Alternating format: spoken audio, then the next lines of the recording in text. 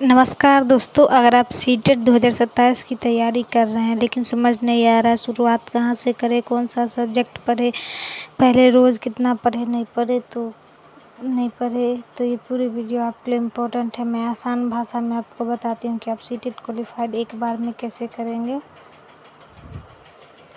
सबसे पहले उसका सिलेबस समझिए कि सीटेट की तैयारी शुरू करने से उसका सिलेबस क्या है, क्योंकि सिलेबस पता होगा तभी आप पढ़ पाएंगे। अगर आप पेपर 2 की तैयारी कर रहे हैं और फर्स्ट बार कर रहे हैं तो ये वीडियो आपके लिए। जैसे पेपर 2 में आप एक सीडीपी होगा, एक लैंग्वेज 1 लैंग्वेज 2 होगा।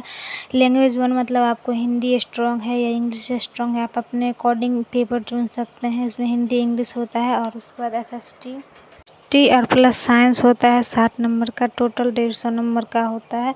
इसमें नेगेटिव मार्किंग नहीं होता है। अगर आप पहला बार शुरुआत कर रहे हैं तो मेरा मानना ये है कि आप सीडीपी पहले चाइल्ड डेवलपमेंट पेडागोजी से शुरुआत आप करें, क्योंकि उसका कॉन्सेप्ट और सब समझ सकते हैं। उसमें आपको आसानी हो। एक बड़ी गलती ये होता है कि आप सीडीपी एमसीक्यू लगाइए ऑब्जेक्टिव बेस्ड।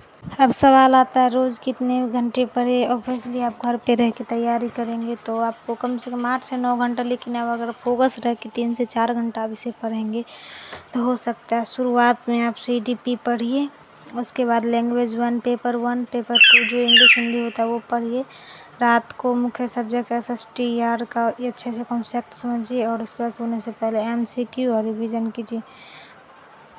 और सिर्फ बुक मत पढ़ते रहिए, इसका क्वेश्चन भी प्रैक्टिस कीजिए ताकि आपको आसानी हो। एमसीक्यू बेस्ड क्वेश्चन है, ऑब्जेक्टिव बेस्ड क्वेश्चन है।